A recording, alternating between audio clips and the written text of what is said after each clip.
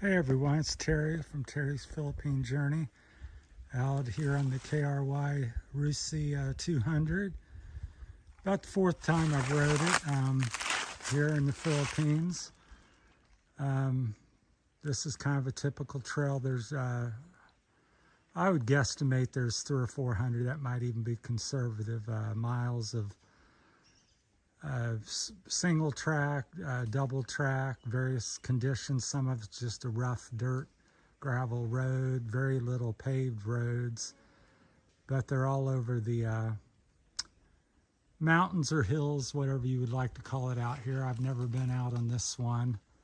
I'm new here in the Philippines, about 3 months, and also just got back into motorcycling, which I did for many years, but it's been about 10 years, and didn't want to sink a lot of money into something, so I ended up purchasing the Rusi and figured time I do the upgrades, I'll have 2 or 3 grand in it, which is still half what I would have in one of the others ones, because I've had KTMs and Husqvarnas and Hondas and Kawasaki's. I've had all of them of different brands, 2-strokes.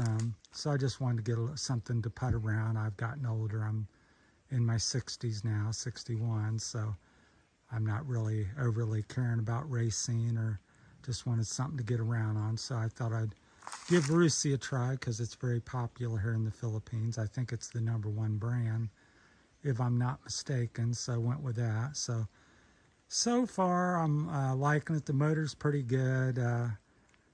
As you do with any brand or any type of bike, even the KTMs I got, there's always complaints. So I would say I've got some bigger wheels, 21/18 coming. These are 18 and 16, 18 on the front, 16. So I'm not used to little wheels. It seems to want to ride up the ruts. It's not very good in the ruts, especially the front end. The suspension's adequate. I would call it beginner level to just adequate to get around on. It would not be my pick of a race bike suspension-wise, or any of it motor-wise. I do like the styling. It's very KTM-ish and very modern. They did an excellent job with that, but the little wheels I'm not really gelling with, and the suspension needs... I don't know what to do with it because I don't know what type of suspension it is, but it needs some work, so things to work on. The clutch pull's a little hard. The cable routing up here is kind of routed funny, so it's got a funky bend in it, so it makes the clutch a little harder. Plus I may see if I can upgrade the clutch plates to something like a Honda XR 200 or something. So lots of work to be done. So getting the wheels, they should be in this week. Getting bar risers, they definitely needs to come up a minimum of 1 inch to 2 or 3 inches. So hopefully I can get a couple inch bar risers. But overall, I like it. For $1,500, I think I gave actually it was $13.89. That's right, $1,300 brand new out the door. That also included, get this, because it's very strange to me here in the Philippines, for the Americans out there, that was also insurance for liability for a whole year, which I believe was 130 pesos, if I wasn't mistaken. It might have been 300, which is $3 or $4. I think it's 300. So just very cheap. In the States, that would be 300 or 400 to 600 or something like that for liability or something probably. So I got the bike, the insurance, registered, everything out the door price for $13.89, which is about 70,000 pesos. So I thought that was, you know, how could you go wrong? You know, if you don't like something, you could almost... you know, you can change anything out on it you want for that price, in my opinion. Because I was looking to get back into Honda or KTM. I'm like, man, the KTMs now are 10, 15,000.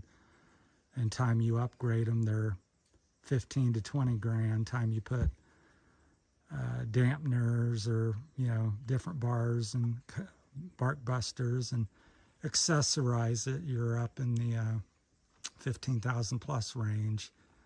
Of course, you can always get used on some stuff, but still. And then also the KTM brand here is not well supported in my neck of the woods here in the Philippines, Iloilo. I'd have to drive a 2-hour trip to get to a dealer and get parts and stuff, or possibly try to get stuff sent. I don't know how that would go here, but anyhow, that's my findings so far. Nice little bike. Things I like are the LED tail light. It's very clean back there. The LED turn signals, they're very flexible.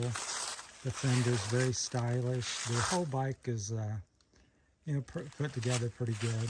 One of the things that I don't like is the air filter change. You have to remove this bolt here, this bolt up here, pull it off, which doesn't sound like too bad, but then there's extra clips here, so that's, and then the air box itself, as far as I can tell, you have to have the seat off, take the battery off, take the battery tray out, take about 6 or 8 bolts off the top of the air box to access it. So it's not a 2 or 3 minute job. It's probably a half-hour to an hour job to get to it and clean it and put it back together. I would say it'd take you 30 minutes minimum to an hour to get to the air box and service the air filter. So that's kind of a poor thing.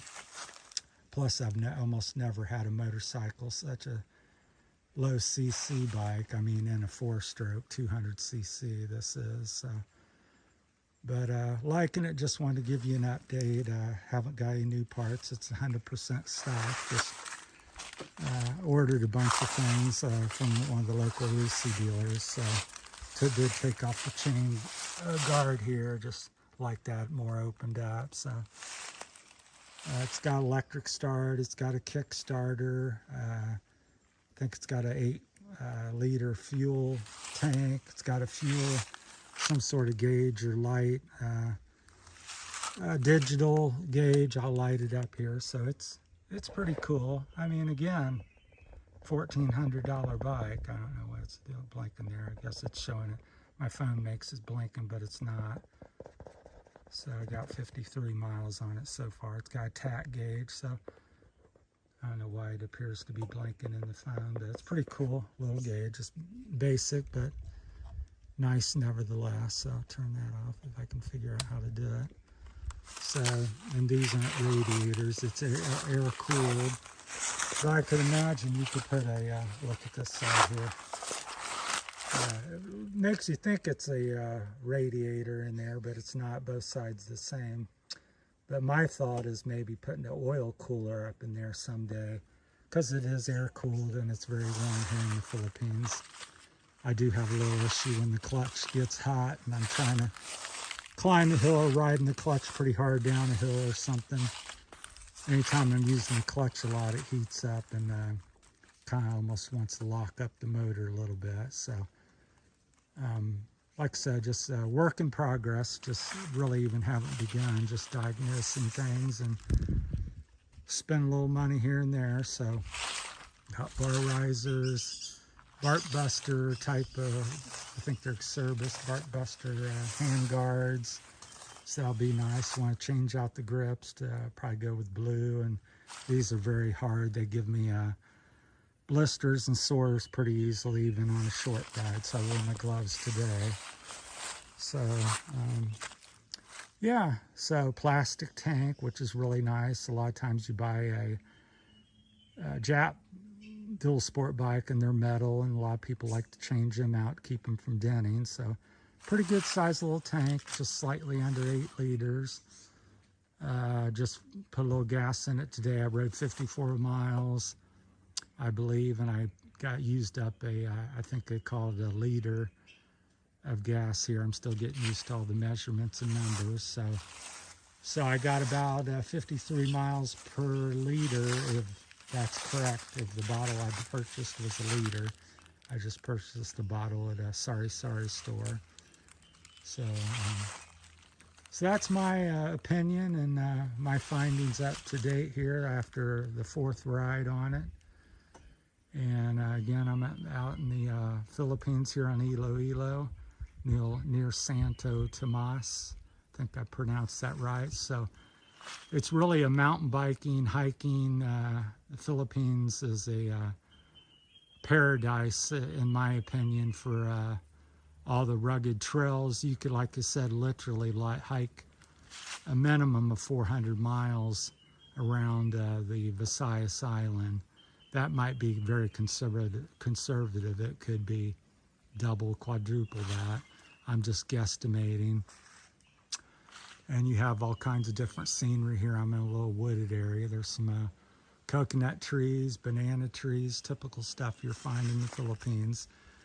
I've been riding this trail here for about 5 miles. So it started off as a road, and then it's kind of fading to single track a little bit. So I don't know how far I'll go, because I'm not, like I said, familiar with everything. I'm just slowly exploring, and I'm really, out in the country here where I live. So got to be careful safety-wise with having some bike issue or getting hurt or something. So, but anyhow, that's it. So that's my 2022 Rusi I just bought. I don't understand their system here, but anyhow, they didn't have any 23s in the room. They still had 22s, so I bought a 22. So it was new. I think they suggested 74,000 pesos, and they knocked it down to 70, and really worked with me on the pricing and finding different things on there. So I got supposedly a performance CDI carburetor, new wheel set 2118, and then I got some more stuff I want to get, so all kinds of stuff. So just going to be a process over the next year or two, tricking this thing out. So as long as I like it, I'll keep pouring a little bit of money in it. So far, I see potential. All right, well, I'll leave you with a view over here, and so I'll zoom in over there. Maybe you can see the hills in the background. But there's just massive hills out here. I'm like down in the valley here, but I would say they're 3,000-4,000 feet high. So, and as you go inward to the other side of the island, they top out around 7,000 feet. So pretty substantial hills. I would call it over, I haven't been to the other side of the island, but that would be mountainous to me, 7,000. So these are just good size hills. So, well, thanks for watching and come along for the ride on the journey, and please smash that subscribe button. We're almost got the mandatory 4,000 watch hours, but we're lacking subscribers. So a lot of viewers, but not hitting that subscribe button. So please subscribe, and we appreciate it here. Thank you. Thanks for watching. Bye, everybody.